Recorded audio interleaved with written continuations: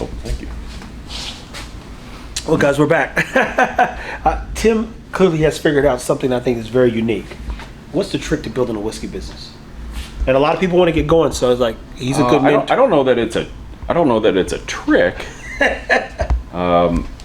but it takes a lot of intentionality. And I mean, I think the days of where so many people were saying, and there was even multiple articles written on this, that a whiskey business isn't really a whiskey business, it's a marketing company. I think that used to be true.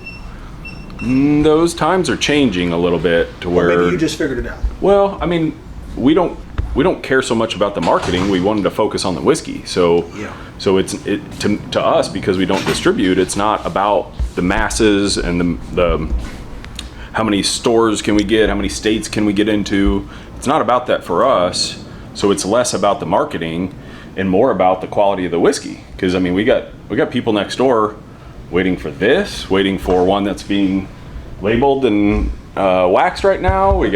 So we're going at a pace that the whiskey dictates, and we could sell way more bottles if we focused on the marketing aspect or even spent any money on ads or anything like that. But we don't do that because we can't keep up with demand right now.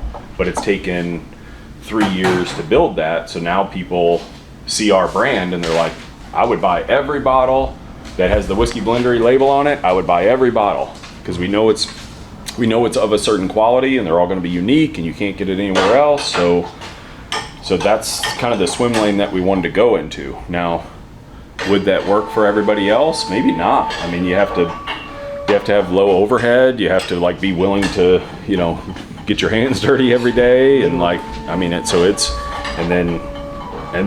a lot of capital built up and then know people in the community that want to help out. And I mean, we got members washing dishes just to help us get by. It's kind of crazy how much people have come together to help us and help this succeed, because they ultimately want us to grow into something bigger. Yeah. So then they can have more access, because you come on a Friday, Saturday right now, and it's tough to get in, even if you're a member. So we're trying to throttle that back a little bit, or reset the expectation, because so many people want to come in on the weekend just to check us out, and we want to give them a good experience, but we just don't have the capacity. They're having to park in the neighbor's place and walk over here and then wait in the gift shop for somebody to help them because there's other people. So it's not the level of service that we want to give, but that's kind of where we're at.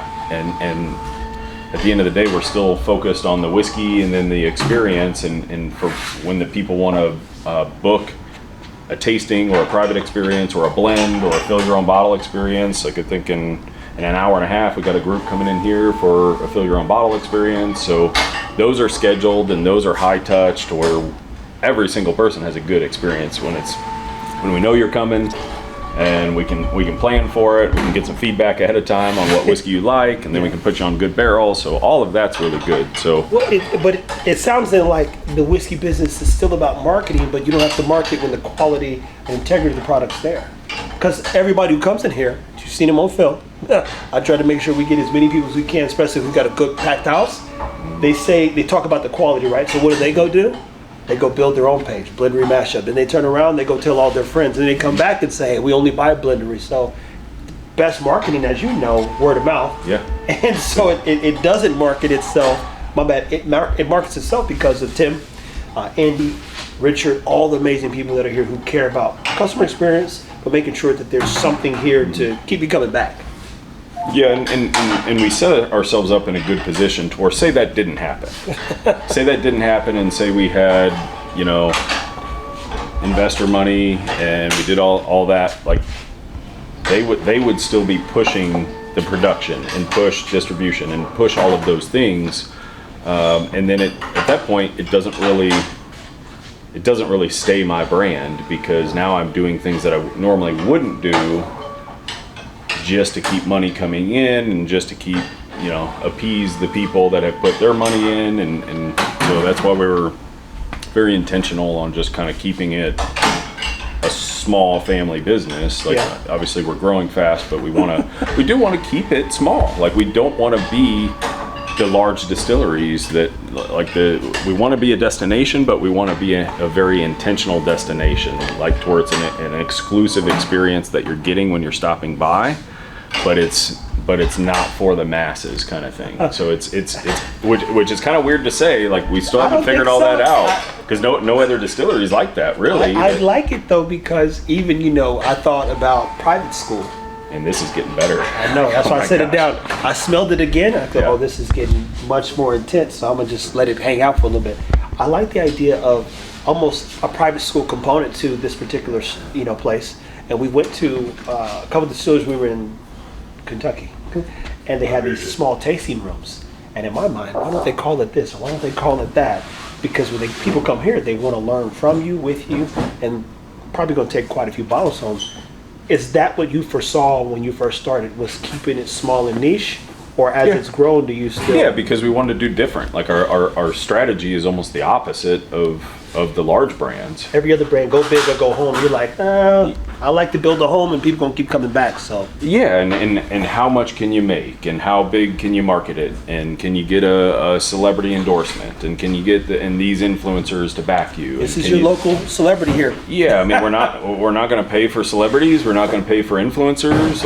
And I've been there, and literally, no, and no. It's just not happening. Yeah, and we get asked all the time by way bigger names than me, and it's like, no, that's not what we're doing. Like, I appreciate you reaching out, but that's like, we're keeping it about the whiskey, and yeah, we don't need additional endorsements as long as the whiskey's good, or as long as like, the only endorsements we need are the community that comes in here. That's all we care about. So if you were going to give any advice to those people who are potentially starting out or trying to figure out, no matter what it is, and mind you, I have to keep highlighting this guy as a great business owner and operator. There's a lot of great men here.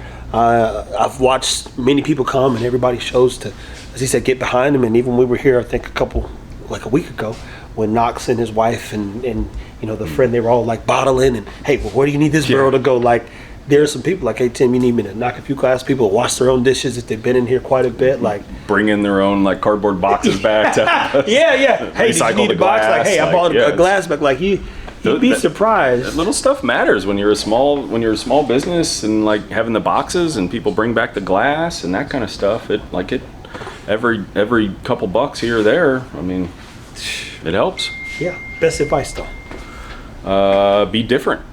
Do something different. Like find what you're excited about and follow that path. And it doesn't matter if somebody hasn't done it before. It doesn't matter if people are telling you no, you can't do it. Like, whatever excites you, and it's different in the space, and it's not even just the whiskey space. That's whatever dog space, whatever it is. Like, do something a little bit different, and then lean into that and make it be something that you're excited about.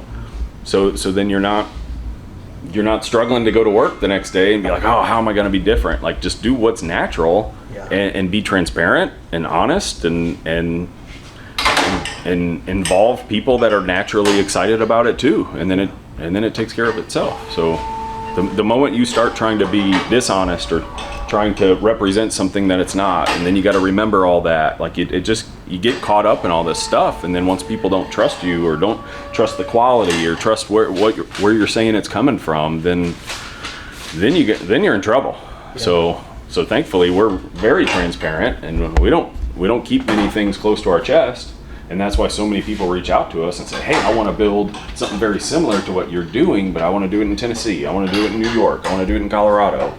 And it's like, okay, cool, yeah, I'll talk to you. But what are you going to do different? Like, you got to do something different. So yeah, you got to be excited about it, man. Just like you're excited about the dogs, and you love it. And yeah, I genuinely love the people that work here, the whiskey that we get in, the customers that come in, like, to know them, and like, I mean, most customers are coming like over here to say hi, and like, we got people coming from out of state almost every day now just to say hi and pick up bottles, and like, that's pretty cool. That's really cool. I don't take any of that for granted. Like, that's like, anybody that comes from out of state, like, tell us you're out of state and that you drove here, so so we can make sure that you have a worthwhile experience that you'll want to come back. Sometimes we've had people come in from out of state, don't tell us, and we're busy with other stuff or have other events or something planned, and then they just get their bottles and leave, and it's like, man, if we knew you came from Colorado, like, hey man, we'll find a spot for you. We'll find a chair. Yeah, literally put you in the barrel house if need be, just Yeah. so you can sit up here and enjoy the wood, smell the whiskey, and taste a few things. I would tell you this, guys. Thank you so much, as always, for being a part of the Blendery and its growth. Tim, I'm telling you, man, this guy's on to something here. If you've met him or had the pleasure, then you know he's on to something. Knows that now. Like it's I keep setting it down. like It keeps. it's sweeter. It's sweeter. Like It's. This is unbelievable. yeah, this is awesome. And the reason why I even came with the keep it whiskey is because you said you keep it about the whiskey. So I was like, every time he said it, I was like, why not just say keep it whiskey? I mean, keeps it about the whiskey. The whiskey speaks for itself. Good whiskey matters. Keep it whiskey.